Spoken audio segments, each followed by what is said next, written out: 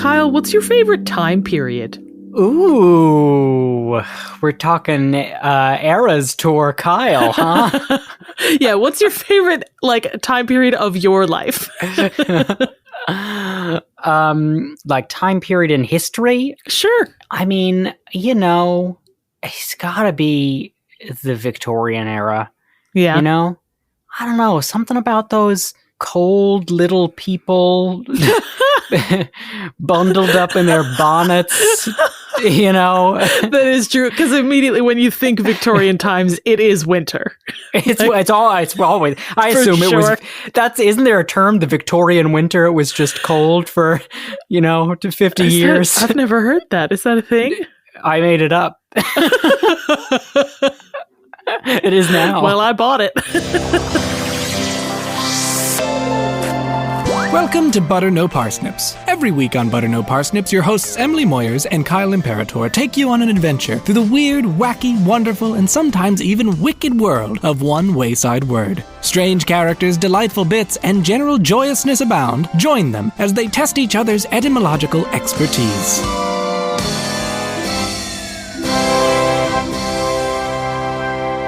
Hey, everybody. Welcome to Butter No Parsnips. I'm Kyle Imperator. And I'm Emily Moyers. How you doing, Kyle?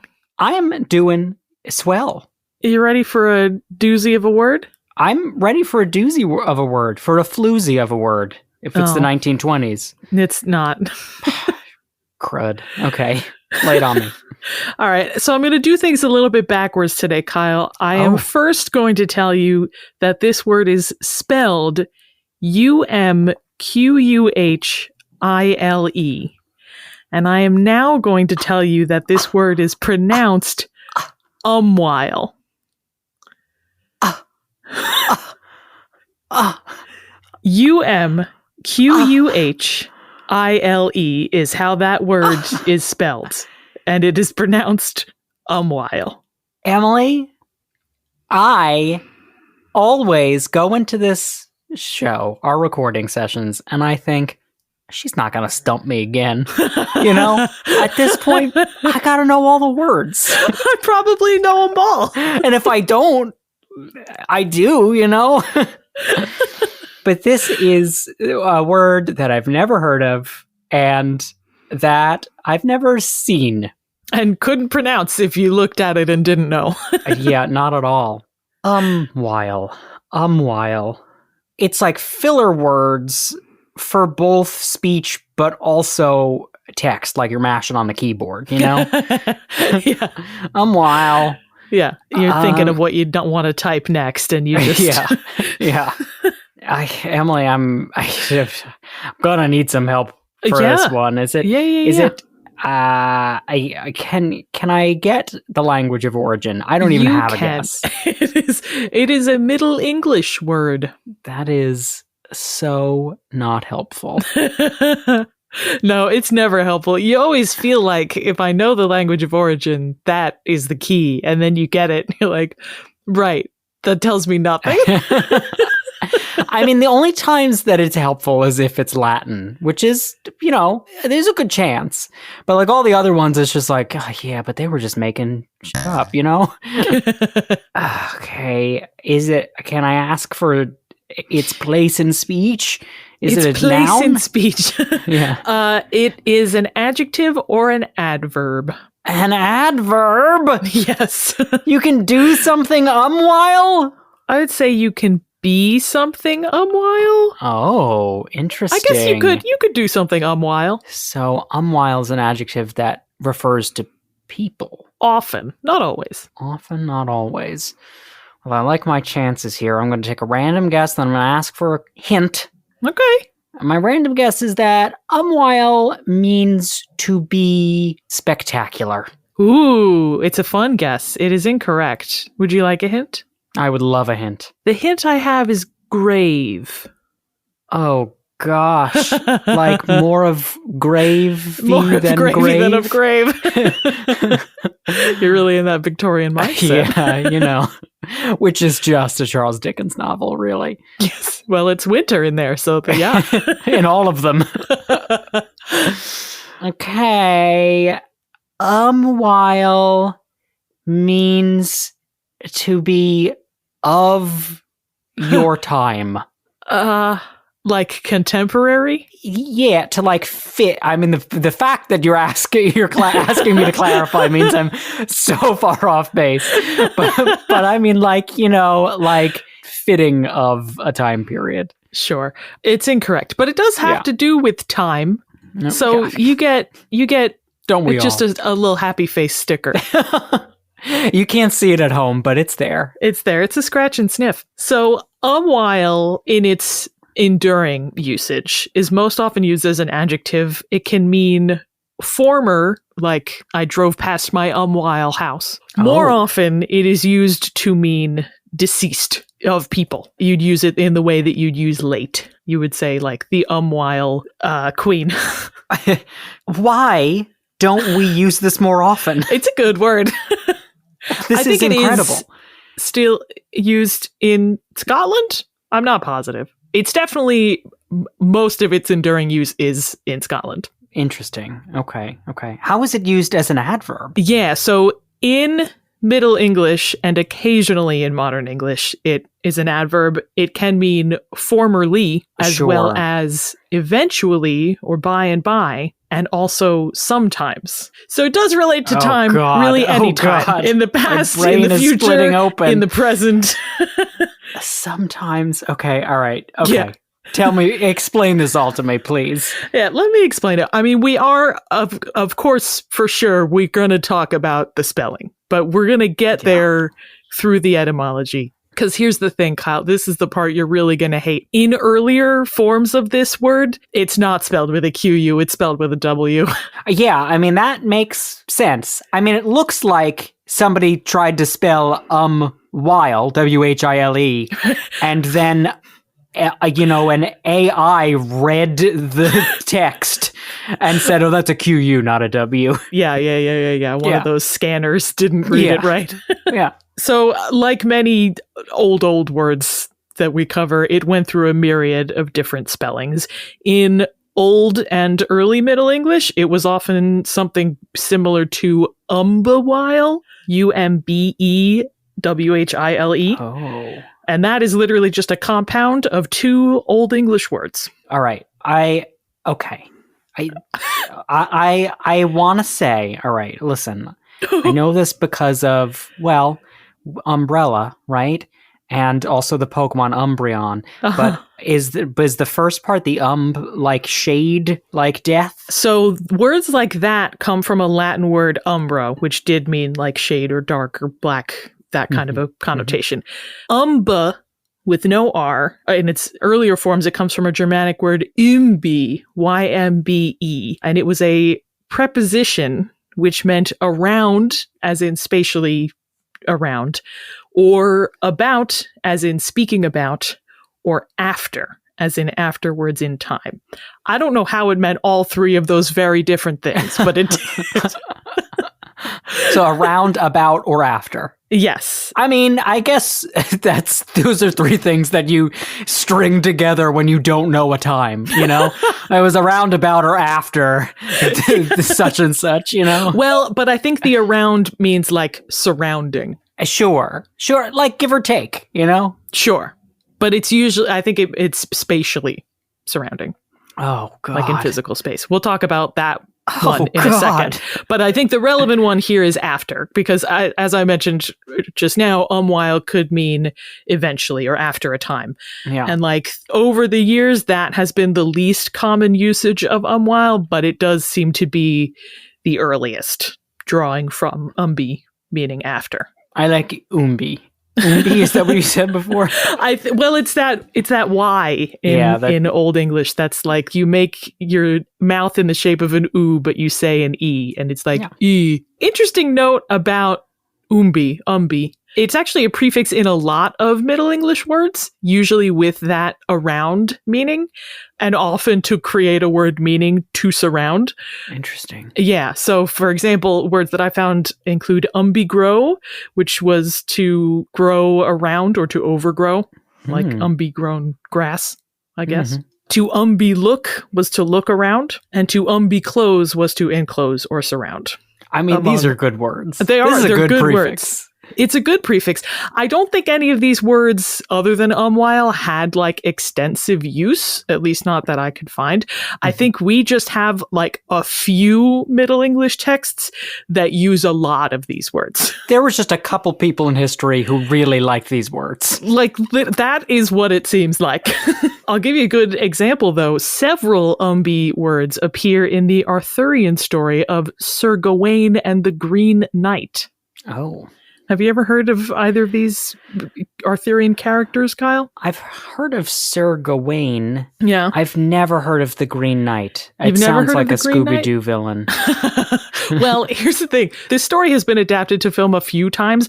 In 2021, most recently. And I remember seeing the title, The Green Knight, and I thought it was another superhero movie. And I was like, bah. Yeah, fair. But it's not. It's an Arthurian legend, and it's starring Dev Patel, and it's made by A24, and it honestly looks good. Wow. Oh, okay. Yeah, a little over the top, but good. I don't have time to talk about the 1984 movie. It's insane for so many reasons. We'll talk about it some other We'll time. find time. What is the story of Sir Gawain and the Green Knight about? I hear you asking, Kyle, and listeners at home. Yelling from the rafters.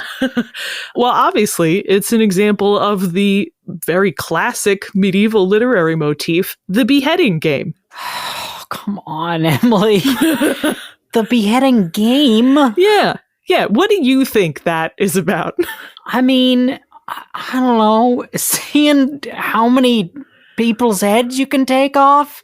I'm pretty sure Seth and I used to play this when we had sleepovers as teens. Oh, is that why you guys never got invited back? Because you went around trying to see how many heads you could take off? There was no one to invite us back after we were done, Emily.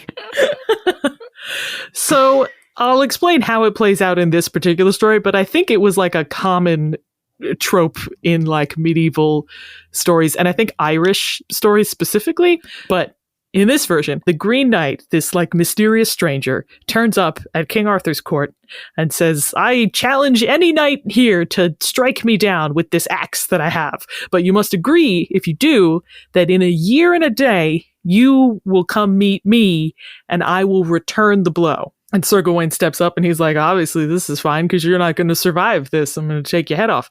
So he does. He chops his head off with the axe. And then the Green Knight picks up his own head, making him a what, Kyle? Oh, cephalophore. A cephalophore, a head carrier, a headless horseman. And he does. Wow. He gets on his horse with his head and he's like, remember, in a year and a day, we meet. And so then like the story is like Sir Gawain's moral struggle to uphold his chivalric honor and follow through with this agreement to go get his head chopped off. I'm sorry. You're telling me that Arthurian legend did 'Tis but a flesh wound before Monty Python? Basically. Insane. Yeah. Well, because then it was like later revealed that like this was all a trick from a sorceress, and you know, he came in with intent. If what's her name? Morgana? Morgan Le Fay. You got Morgan Le Fay, yeah. So it's an interesting story. I gotta read more Arthurian legends. They got beheading games. That's fun stuff, you know? It is fun stuff. My mom is a big Arthurian fan. That's just a fun fact. Dude, that is a fun fact. For everyone at home, if you need to get Monica anything for any occasion, make it Arthurian related. That's right. King Arthur or the Aardvark. Yes. Big fan of Arthur the Aardvark for sure. Wait till they have their crossover. You could do, wow, have they done that? They should do that. They should do like the story of King Arthur, but it's Arthur the Aardvark. Well, now I need to check. They did. Anyway, Kyle, the reason I bring all of this up is that this Middle English poem, the story of Sir Gawain and the Green Knight, is chock-a-block full of words. Oh, okay. Yeah. So I have a quote here. This is like the description of the Green Knight. This is part of the description of the Green Knight when he arrives. And I modernized it slightly because Middle English is rough. So this is like an easier to understand version. Fair fanned hair befolds his shoulders, as much beard as a bush over his breast hangs, that with his high hair that of his head reaches, was evened all betorn above his elbows, that half his arms thereunder were wrapped in the manner of a king's cape that closes his neck. So that's 2 words, both of which mean surrounds, within like 6 lines of each other. Wait, the second word is betorn? Betorn and befolds.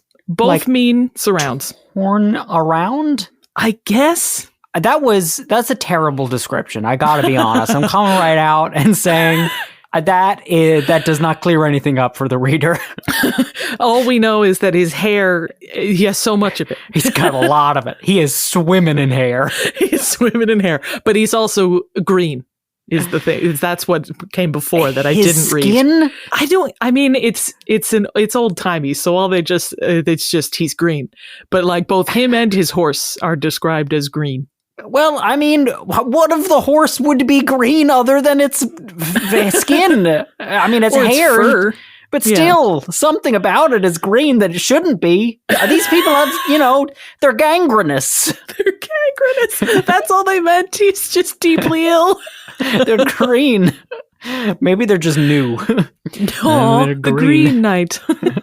He thinks he's going to get away with this. This guy's going to get his head cut off. What a fool. What a fool. Yeah, so that's what I read was like 6 lines of text and there were 2 words in there. So I leave you to conject how many more are in the full poem. Yeah. Getting back to Umquhile, the back half of this word is literally just while, or rather its earlier Germanic form, while, Hwile, or Hwyl, or some variation. It had the same meaning that it does today, just a period of time, but this, at long last, Kyle, is where we get into the spelling. Okay, good. And I'll be honest, I was almost inclined to give you the W spelling at the top and make that the title of the episode. Because I was like, maybe it's unfair to give him this spelling just because it's ridiculous. And I like to throw Kyle for a loop right at the top of every episode. But the thing is, the QU spelling is way more common. Yeah, I mean, that's what you got to go with, man. Yeah, but it's more common because though this word came from Old and Middle English, its enduring usage over time is through Scots and Scottish English, and they spell it with a QU. So we spell it with a QU. Why do they spell it with a QU? It's a fantastic question, and I'm going to follow up with a question for you, Kyle. And it's going to seem unrelated, but I promise it's going to connect. I want you to remember back to your elementary school days. And tell me, Kyle, what are the 5 W's? Okay, back to my elementary school days. I was sitting in my 2nd grade class, correcting my teacher's spelling. She hated me for it. Okay. So I probably at the time would have said, Ms. Merkel, the 5 W's are who, what, when, where, and... That's okay. That was all I needed. Why? Who, which in Latin is quis. What, which in Latin is quid. God. When, which in Latin is quando. Oh! Where, which in Latin is quo. Are you seeing the pattern here, Kyle? Emily, you're telling me they quired this? No, but what I am telling you is that both the English w and the Latin qua sounds both go back to a Proto-Indo-European root, qua, which is usually spelled KW, often with the W in superscript, because reconstructed notation is crazy. And we think that root was an interrogative, a root seen in question words, which is why I'm asking about the 5 W's. Romance languages kept that hard qua sound, and in some cases even simplified it to just ka, which is why modern day Romance languages like Spanish and French and Italian have a lot of question words starting with QU or CU or just C. Yeah. Okay, that makes sense. Yeah. Oh, yeah. You know? Yeah, I'm thinking through them all. Yeah. Que in French. Yeah. Yeah. So they all have that hard ka sound. This is a fascinating connection. Go on. Germanic languages took that same Proto-Indo-European root and aspirated it. Do you know what aspirated means? Yeah, to give it a huh. Yes, exactly. They put more breath into it. So you do get that sort of phlegmy hua, as well as a very airy hua. And the spelling wouldn't necessarily be different, just the pronunciation in Germanic would be different from Romance. Now, where Scots and English fit in with all of this is tricky because we've got like layers upon layers of like the Romans invaded the British Isles, and then later the Vikings and Anglo-Saxons invaded, and then later the Norman French invaded, and then in Scotland there's also the fact that England kept invading. So like the linguistic influences are not clean at all. Yep. So we've got like Romance and Germanic and whatever else influences layered upon layered. And this also tangles up with the fact that w and hua used to be two different phonemes in English. Most English dialects have merged these two sounds over time, such as in the English dialects that Americans and Brits speak, which is why we have so many WH words that we now either pronounce h as in who or w as in what. Oh. Because they used to be two different sounds that we merged. Oh. Yeah, I think generally, like, it depends on the vowel that comes after. Like, if it's an O or an oo, it gets the h sound, and if it's like or maybe it's like long and short vowels, I forget. It depends on the vowel that comes after, whether we made it an H sound or a W sound. So wait, what would the sounds be? Wa and hua? Or they would all be hua. Oh. So Scottish English did not merge those sounds. Like Cool Whip. Sure, yes. I was going to say Irish English didn't merge those, and some speakers in like the southeastern US did not. So like some southern accents do get that like breathy sort of HW. My Cousin Vinny. You ever watch My Cousin Vinny? I did. The judge at one point goes, "What?" And I think about that all the time. What? Yeah, it used to be a separate sound from the W sound. This is crazy news. Yeah, so in Old and Middle English, this word was pronounced umquhile, and in Scottish English, it is still pronounced umquhile. But because English lost that distinction, you and I are inclined to say just umwhile, because we don't usually enunciate that H sound when we speak. Umquhile. So wait, in Scotland... Would they... Oh, wait. So in Scotland, they would say it umquhile, and that QUH actually shows up in a lot of Scottish words and always signifies a very breathy hua sound. Gotcha. But if they wanted just a regular w, they would use a W? They would use a W. Exactly. Oh, interesting. So that's more effective. Yeah. So like in answer to this question of why umwhile is spelled the way it is, the best guess that I've seen from like discussions on the English language Stack Exchange and stuff is like the word and the pronunciation came from Germanic Old English. The spelling might owe from a Latin influence that came later, maybe from the Norman conquest. The Scots kept it to signify a hua sound that was distinct from the wa sound that was merging in other English dialects. And no one gave them the message that we just weren't using that word anymore. Is really the problem that exists. No one was like, hey, that word, it's old, it's passé. Sure, but it might be more common in Scots, which is like sort of a language distinct from Scottish English. It's deep, like more different. And Scots has a lot of QUH. I don't know if it's different enough to keep using umquhile, But it's got a lot of QUH words. Sure. Kyle, that was me talking about umquhile for a while. For a while.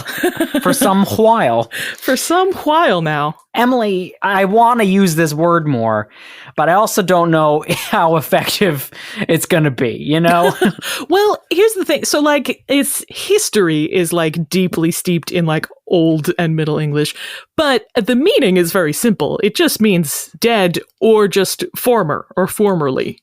And like that's not an uncommon concept to use in your daily life. Sure. You just got to remember it. Absolutely. You got to remember it. But honestly, I mean, so many people die that it might be, It's true. Every day I can be like, well, that's the umwhile of J. Simpson.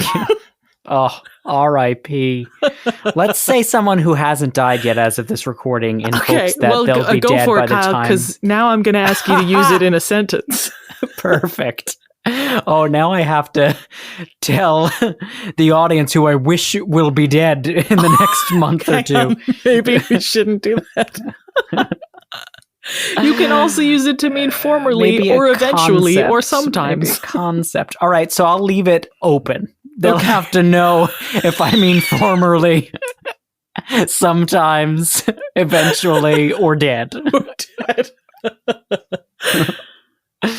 Between now and the airing of this podcast episode, the Umquhile Paula Dean.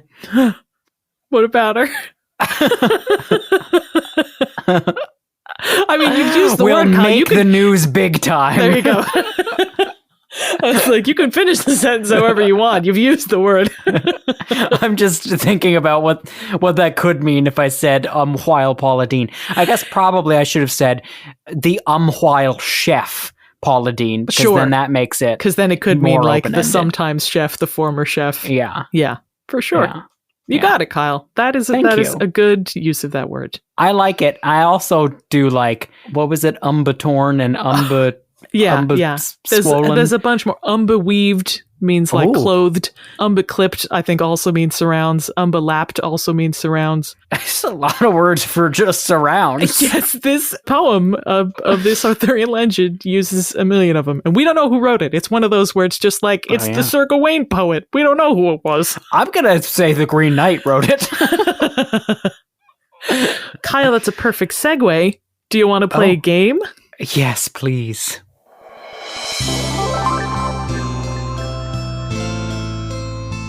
The game that I have for you is called The Green Knight.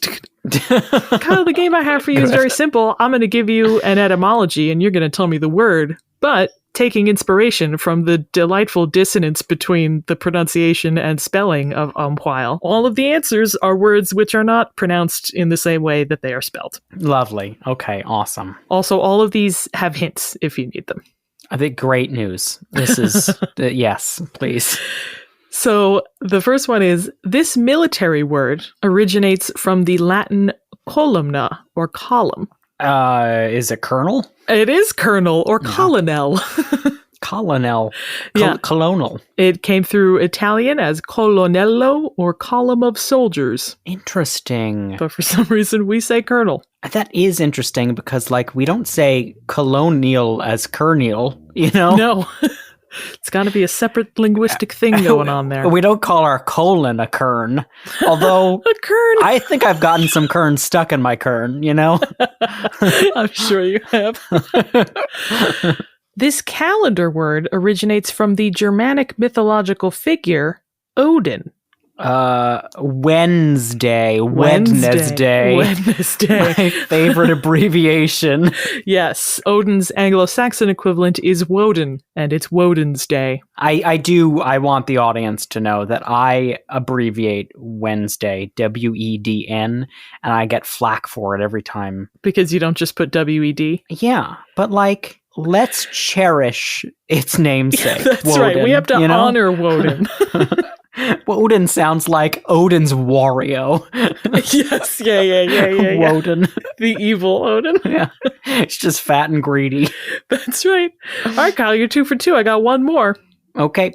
This nourishment word comes from the Latin vivere, or to live.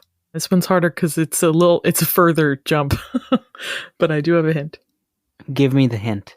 Vivere gave rise to victus and victualis. You know what? So freaking funny because sidebar.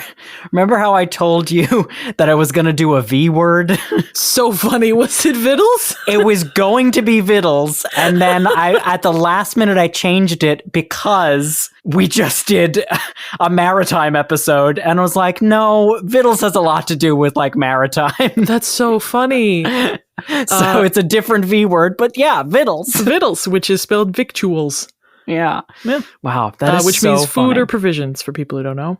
I'm really glad I changed it. Vittles, it's a good word. It is a good word. Yeah.